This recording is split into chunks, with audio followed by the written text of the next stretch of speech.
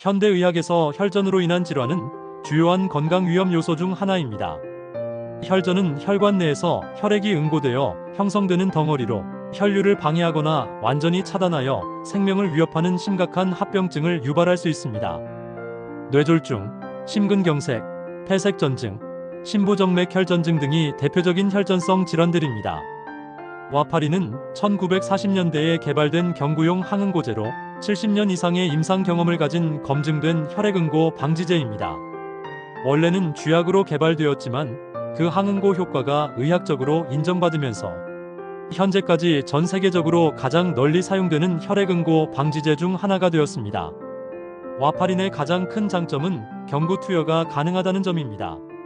이전에 사용되던 헤파린은 주사로만 투여 가능했기 때문에 장기간 치료가 어려웠지만 와파린은 알약 형태로 복용할 수 있어 외래 치료와 장기간 예방 치료가 가능해졌습니다.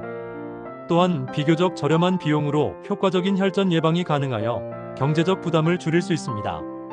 하지만 와파린은 치료 범위가 좁고 개인차가 크며 음식이나 다른 약물과의 상호작용이 많아 세심한 관리가 필요한 약물이기도 합니다. 따라서 와파린 치료를 받는 환자들은 정기적인 혈액 검사와 의료진의 지속적인 모니터링 하에 치료를 받아야 합니다. 와파린은 비타민 K 기량제로 분류되는 항응고제입니다. 혈액응고 과정에서 중요한 역할을 하는 비타민 K의 작용을 차단함으로써 항응고 효과를 나타냅니다. 구체적인 작용 기전을 살펴보면 다음과 같습니다. 정상적인 혈액응고 과정에서는 간에서 비타민 K 의존성 응고인자들이 합성됩니다. 이들은 응고인자 2, 7, 9, 10과 항응고 단백질인 단백질 C, 단백질 S입니다. 이러한 응고인자들이 활성화되려면 비타민 K가 필수적으로 필요합니다. 와파린은 비타민 K 환원 요소를 억제하여 비타민 K의 재활용을 차단합니다. 이로 인해 비타민 K 의존성 응고인자들의 합성이 감소하고 결과적으로 혈액의 응고 능력이 저하됩니다. 특히 응고인자 2의 반감기가 길어 와파린의 효과가 나타나기까지 2에서 3일의 시간이 필요합니다. 와파린의 약동학적 특성을 보면 경구 투여 후 위장관에서 거의 완전히 흡수됩니다. 혈장 단백질과의 결합률이 99% 이상으로 매우 높으며 주로 간에서 대사됩니다. 반감기는 36에서 42시간으로 비교적 길어 하루 한 번 복용이 가능합니다. 와파린의 대사는 주로 간의 CYP-C9 효소에 의해 이루어지며 이 효소의 유전적 다형성으로 인해 개인 간 약물 반응에 큰 차이가 나타날 수 있습니다. 또한 VKORC1 유전자의 다형성도 와파린에 대한 민감도에 영향을 미쳐 같은 용량이라도 개인에 따라 전혀 다른 반응을 보일 수 있습니다. 와파린은 다양한 혈전성 질환의 예방과 치료에 사용됩니다. 주요 적응증을 살펴보면 다음과 같습니다. 심방세동은 와파린의 가장 일반적인 적응증 중 하나입니다. 심방세동 환자는 심방 내에서 혈류가 정체되어 혈전이 형성되기 쉽고 이 혈전이 뇌로 이동하면 뇌졸중을 유발할 수 있습니다. CHA2DS2VASC 점수 시스템을 통해 뇌졸중 위험도를 평가하고 위험도가 높은 환자에게 와파린 치료를 시행합니다. 기계적 인공심장판막 환자들은 평생 항응고 치료가 필요합니다. 인공판막 주변에서는 혈류의 난류가 발생하여 혈전 형성 위험이 높아지므로 와파린을 통한 강력한 항응고 치료가 필수적입니다. 생체 판막과 달리 기계 판막은 더 강한 항응고 치료가 필요하여 목표 INR 범위도 더 높게 설정됩니다. 정맥혈전색전증 VTE는 심부정맥혈전증과 폐색전증을 포함하는 질환으로 와파린은 이러한 질환의 치료와 재발 방지에 사용됩니다. 급성기에는 헤파린으로 치료를 시작하고 와파린 효과가 나타나면 헤파린을 중단하는 것이 일반적입니다. 심근경색 후 항응고 치료에서도 와파린이 사용될 수 있습니다. 특히 좌심실 혈전이 있거나 심한 좌심실 기능 저하가 있는 경우 또는 심방세동이 동반된 경우에 와파린 치료를 고려합니다. 뇌졸중의 2차 예방에서도 와파린이 중요한 역할을 합니다. 특히 시민성 뇌졸중의 경우 와파린이 아스피린보다 우수한 예방 효과를 보입니다. 와파린 치료에서 가장 중요한 것은 적절한 모니터링과 용량 조절입니다. 와파린의 항응고 효과는 프로트롬빈 시간 PT를 국제 표준화 비율 INR로 표준화하여 측정합니다.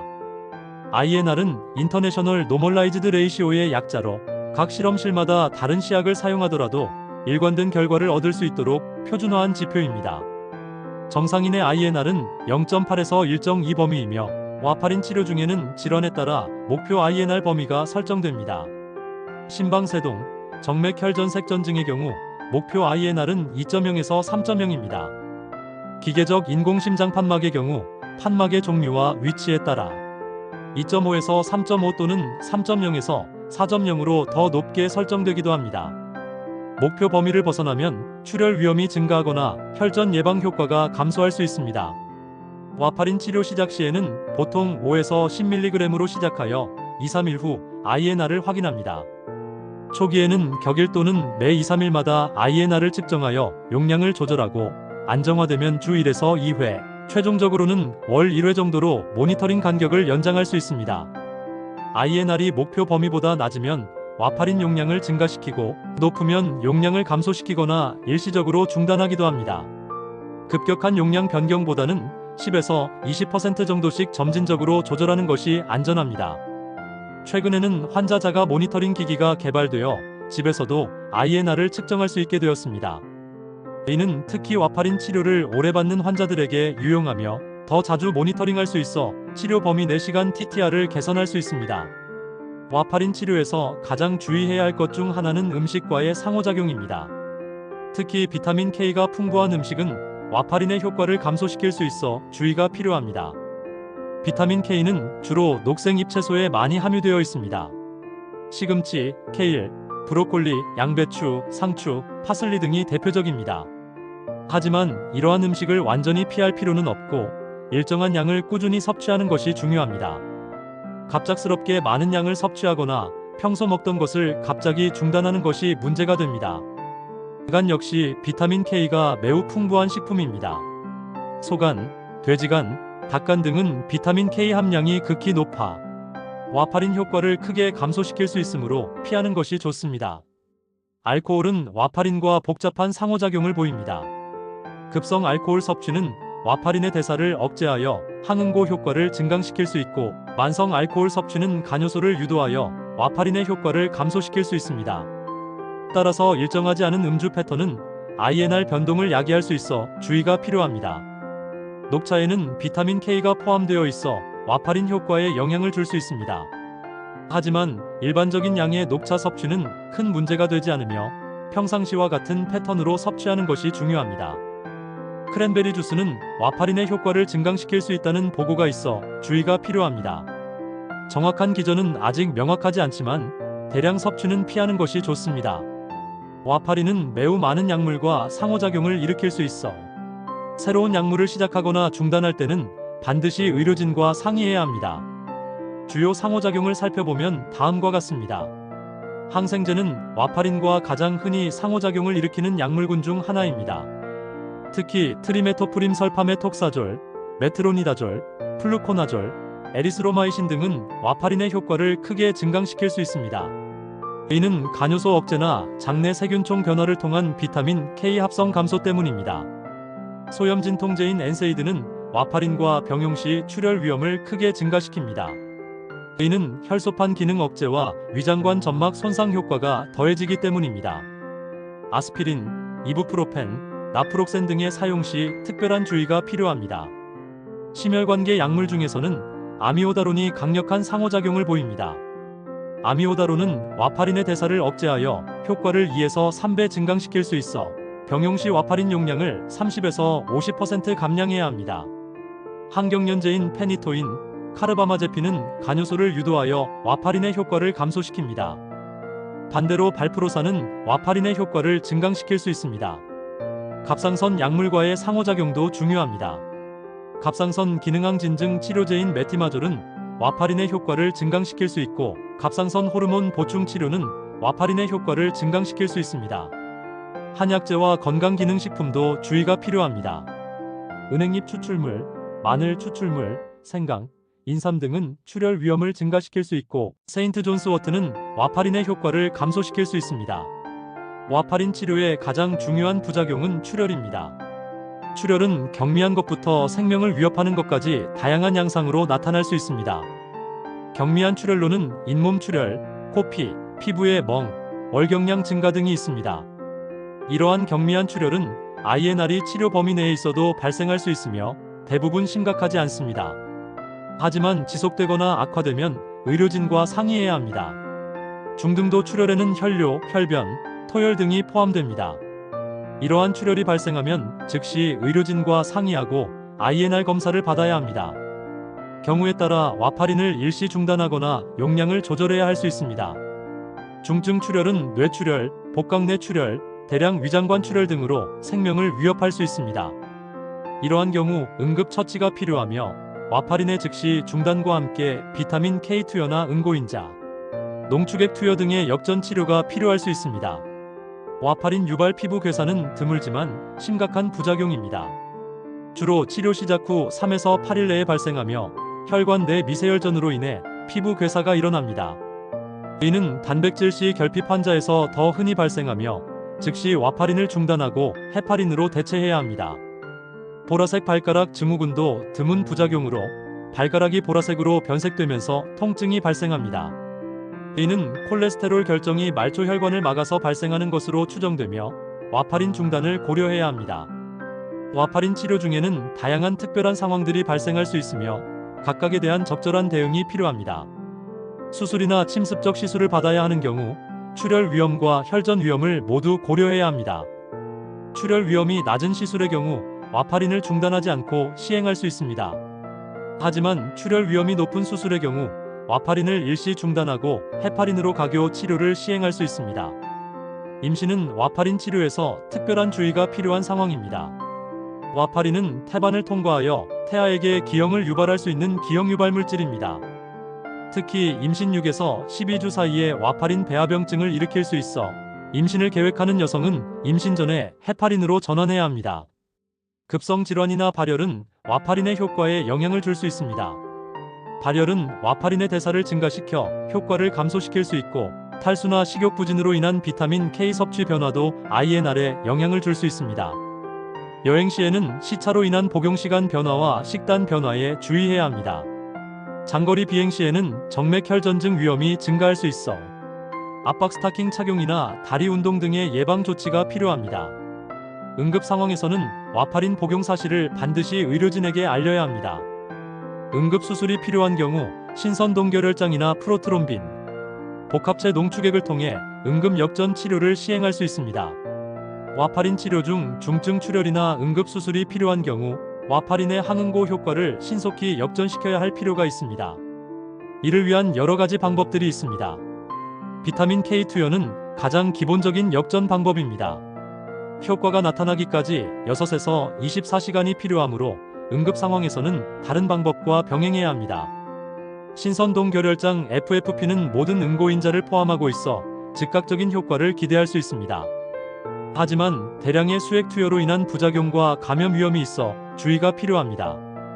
프로트롬빈 복합체 농축액 PCC는 비타민 K, 의존성 응고인자들이 농축되어 있어 소량으로도 효과적인 역전이 가능합니다.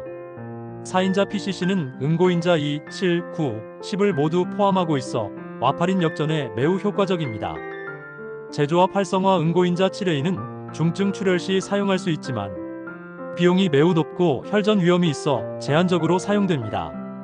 역전 치료의 목표는 완전한 정상화가 아니라 출혈을 조절할 수 있을 정도로 응고 기능을 회복시키는 것입니다.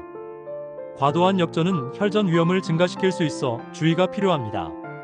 최근 10여 년간 새로운 경구 항응고제 NOAC들이 개발되어 와파린의 대안으로 사용되고 있습니다. 대표적인 NOAC로는 다비가트란, 리바록사반, 아픽사반, 에독사반 등이 있습니다. NOAC의 가장 큰 장점은 정기적인 모니터링이 필요하지 않다는 것입니다. 와파린과 달리 INR 검사 없이도 고정 용량으로 복용할 수 있어 환자의 편의성이 크게 향상됩니다.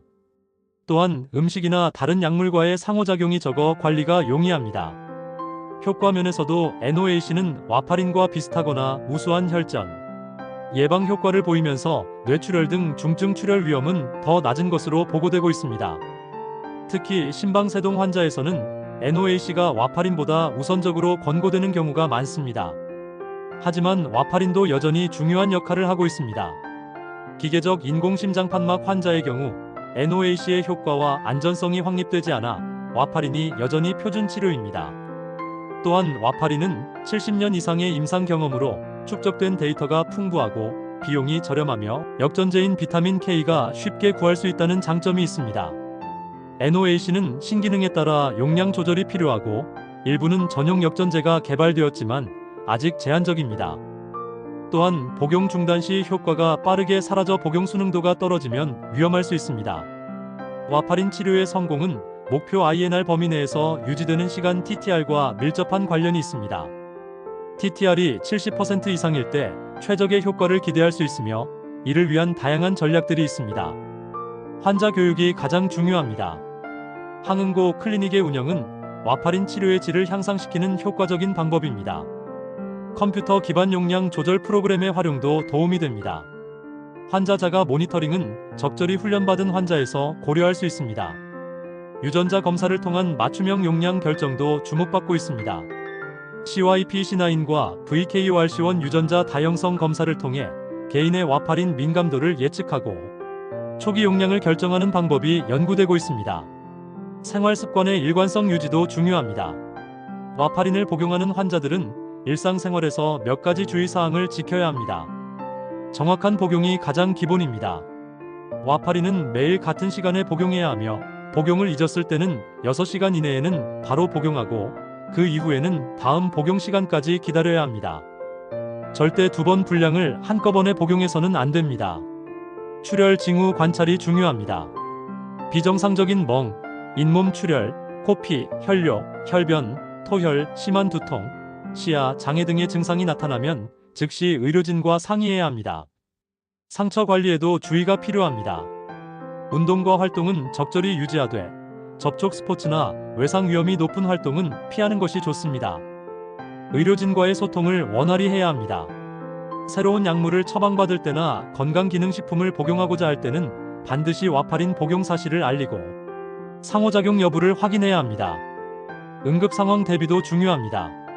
와파린과 임신은 매우 중요하고 복잡한 문제입니다. 와파린 배아병증은 임신 6에서 12주 사이에 와파린에 노출된 태아에서 발생할 수 있는 선천성 기형입니다. 발생률은 약 4에서 10% 정도로 보고되고 있습니다.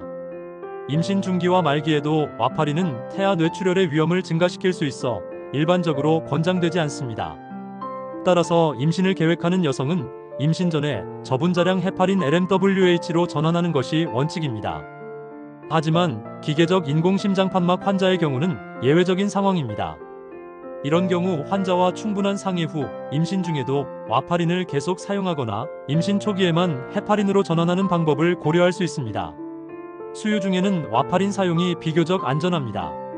와파린은 모유로 거의 분비되지 않아 수유아에게 미치는 영향이 적습니다. 소아에서의 와파린 사용은 성인과 다른 특성을 보입니다. 소아는 성장과 발달 과정에서 체중과 체표 면적이 지속적으로 변하므로 더 자주 용량 조절이 필요합니다. 고령자에서의 와파린 사용도 특별한 주의가 필요합니다. 고령자는 일반적으로 와파린에 더 민감하게 반응하여 더 낮은 용량으로도 치료 효과를 얻을 수 있습니다. 고령자는 또한 출혈 위험이 높습니다. 넘어질 위험이 크고 다른 질환을 동반하는 경우가 많으며 여러 약물을 복용하는 경우가 많아 상호작용 위험도 높습니다. 하지만 고령이라는 이유만으로 와파린 치료를 기피해서는 안 됩니다. 와파린은 70년 이상의 역사를 가진 약물이지만 여전히 중요한 역할을 하고 있으며 앞으로도 계속 사용될 것으로 예상됩니다. 정밀의학 접근법이 와파린 치료에도 적용되고 있습니다. 유전자 검사, 대사체약, 인공지능을 활용하여 개인 맞춤형 용량을 예측하고 최적화하는 연구들이 진행되고 있습니다. 휴대용 INR 측정기의 발전도 주목할 만합니다. 디지털 헬스케어 기술의 발전으로 와파린 치료 관리가 더욱 체계화되고 있습니다. 원격 의료의 확산도 와파린 치료에 긍정적인 영향을 미치고 있습니다. 특히 코로나19 팬데믹 이후 원격 상담이 활성화되면서 항응고 클리닉에서도 화상 상담을 통한 모니터링과 용량 조절이 이루어지고 있습니다. NOAC의 발전에도 불구하고 와파린은 여전히 중요한 위치를 차지하고 있습니다. 특히 기계적 인공심장판막, 신부전 환자, 비용 효과성을 고려해야 하는 상황에서는 와파린이 여전히 우선적인 선택지입니다. 와파린은 70년 이상의 임상 경험을 가진 검증된 혈액응고 방지제로 다양한 혈전성 질환의 예방과 치료에 핵심적인 역할을 하고 있습니다. 하지만 와파린 치료의 성공은 정확한 모니터링과 적절한 용량 조절, 그리고 환자의 적극적인 참여에 달려 있습니다. 새로운 경구 항응고제 NOAC의 등장으로 항응고 치료의 선택지가 다양해졌지만 와파린은 여전히 특정 상황에서 없어서는 안 될 중요한 약물입니다. 미래에는 정밀의학과 디지털 헬스케어 기술의 발전으로 와파린 치료가 더욱 개인화되고 체계화될 것으로 예상됩니다. 와파린 치료를 받는 모든 환자들은 이 약물의 중요성과 특성을 충분히 이해하고 의료진과의 긴밀한 협력을 통해 안전하고 효과적인 치료를 받을 수 있습니다. 적절한 교육과 관리 하에서 와파린은 생명을 위협하는 혈전성 질환으로부터 환자를 보호하는 강력하고 신뢰할 수 있는 방패가 될 수 있습니다. 혈전으로 인한 질환의 심각성을 고려할 때 와파린과 같은 효과적인 예방 치료제의 존재는 매우 소중합니다. 환자 개인의 적극적인 참여와 의료진의 전문적인 관리가 결합될 때 와파린은 환자의 삶의 질을 크게 향상시키고 생명을 구하는 귀중한 약물이 될 수 있습니다. 본 콘텐츠는 일반적인 건강 정보이며 전문적인 의학적 조언이나 진료를 대체할 수 없습니다. 건강에 문제가 있을 경우 반드시 의사 등 의료 전문가와 상담하시기 바랍니다. 제공된 정보의 활용에 대한 모든 책임은 전적으로 사용자 본인에게 있습니다.